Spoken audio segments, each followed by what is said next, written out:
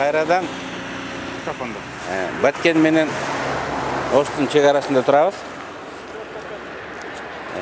Bir gün, 2 gün Баткен жергесинде болдук. Баткендик кызыбыз Перизат Сурановага чоң рахмат. Бизди баткендиктер жакшы тосуп алды. Жаратылышы ажайып, эли керемет экен. Азыр Ош шаарындагы жолугушубузга шашып бара жатабыз. Тилекке каршы бүгүн нокатка токтой албай калат экенбиз, бирок сөзсүз түрдө кийин келебиз.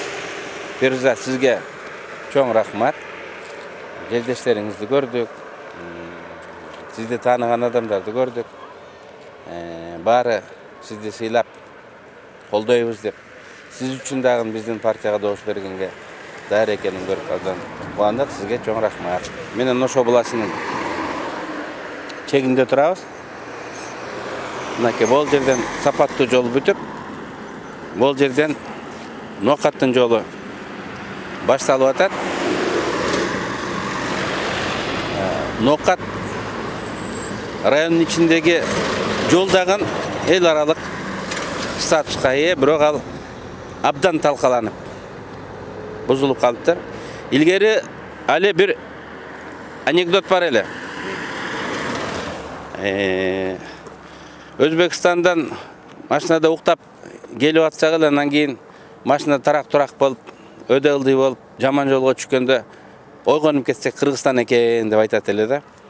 Azыр мына ошол anekdot esке түштү. Зымырап Баткенден келип, Нокаттын территориясын өткөндө калдыр-шулдур болуп атат машиналарыбызчы. Анан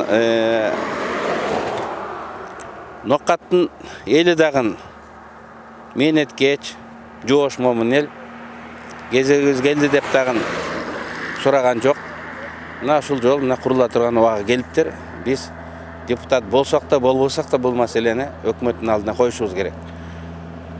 Бишкектен Торгартка чейин, Оштан Эркештанга чейин, Бишкектен Таласка чейин бардык жолдор мындай бүттү. Көлдүн айланасында жолдор курулуп баштады.